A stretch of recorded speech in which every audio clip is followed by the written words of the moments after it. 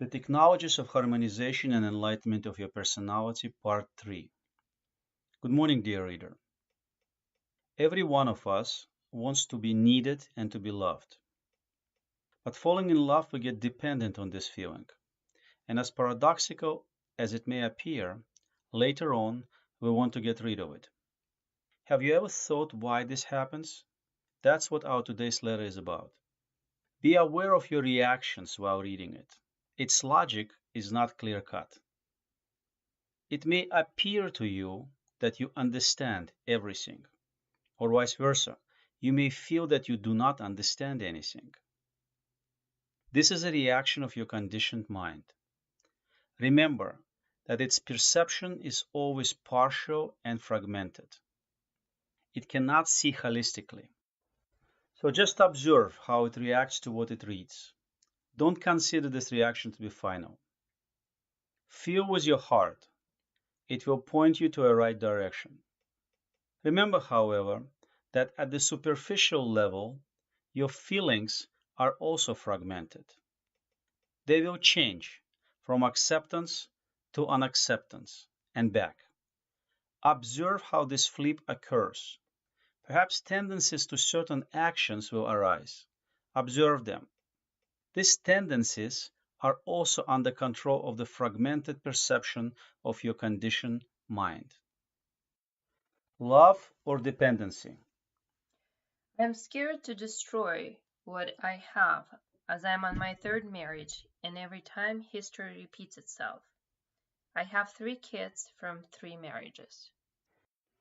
Is every marriage exactly the same as your previous one? No, they're different. How do they differ? Are the relationships different in their essence? Yes, these are different relationships. Everything is different. What changed? Has any one of your husbands satisfied you? No, It follows that something was not satisfactory in every one of these relationships. Otherwise, why divorce? What was it that didn't satisfy you? What was the major reason for your dissatisfaction in this relationship with your husbands? That's what you need to see. it appears that I developed a dependency on a human being from the start. It was very important for me to feel needed in all those marriages. I wanted to be the only person for each one of these men. I reinforced this dependency in each one of them. In each of my men, I induce a state that is precisely I who he needs. I can do what no other woman can. I make my man's life comfortable and pleasant. Without me, you will vanish.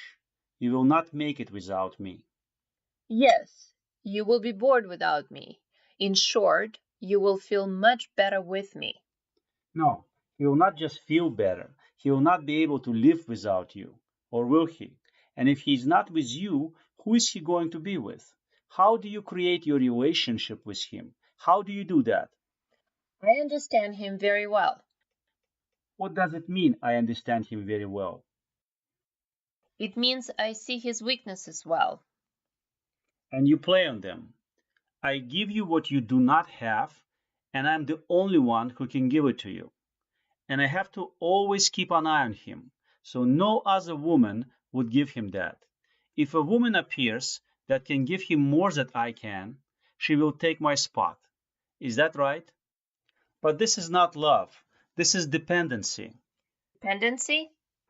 Yes, this is dependency. You call it love. When you come to the city hall, you don't say that you decide to get married in order to reinforce your dependencies. You say that you love each other. People call their relationships love, but get into dependency. As time goes by, this dependency that is formed by me starts to irritate me. Yes, it seems to you that you satisfy this dependency, but in reality, he satisfies your dependency as well. I want to be needed. We happen to be in the dual reality in which every desire has the opposite desire. Life here is life in paradox. That's the most important point I convey to you. First, you want to be needed, and you like it.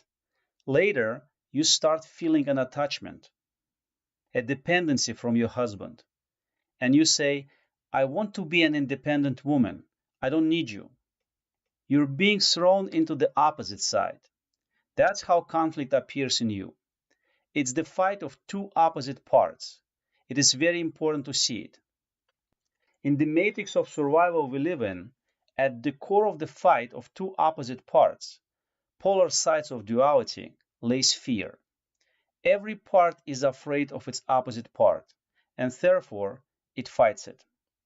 This fear happens to be chronic, but the conditioned mind explains it based on its one-sided perception, calling something external to be the cause of it and blaming it. Such an explanation of the causes of fear forces the personality to fight the external objects that, as it appears to the personality, are threatening you. For example, you start fighting your husband, who, as it appears to you, made you dependent on himself. Such a fight is similar to an attempt to move a chair by trying to push its shadow. Instead of looking at the true reason of the fears, the fight of the dual sides of the personality, we fight the external object onto which our conditioned mind puts a mask of a threat. But by doing that, we cannot influence the real reason that gave birth to fear. As we can see, the situation is a dead end. Being identified with a duality, you consider yourself to be one side of it. You project the opposite side onto the external human being and you fight him or her. In such a case, there is no exit out of fear that arose due to the internal fight of the opposite sides of a duality. Quite contrary, such a method of fighting the fear leads to its reinforcement. I suggest you look at love as a dependency. Review your dependencies based on your life experiences. Take a look at what you do to remove these dependencies, claiming to fight for your independence. What kind of results does it lead to?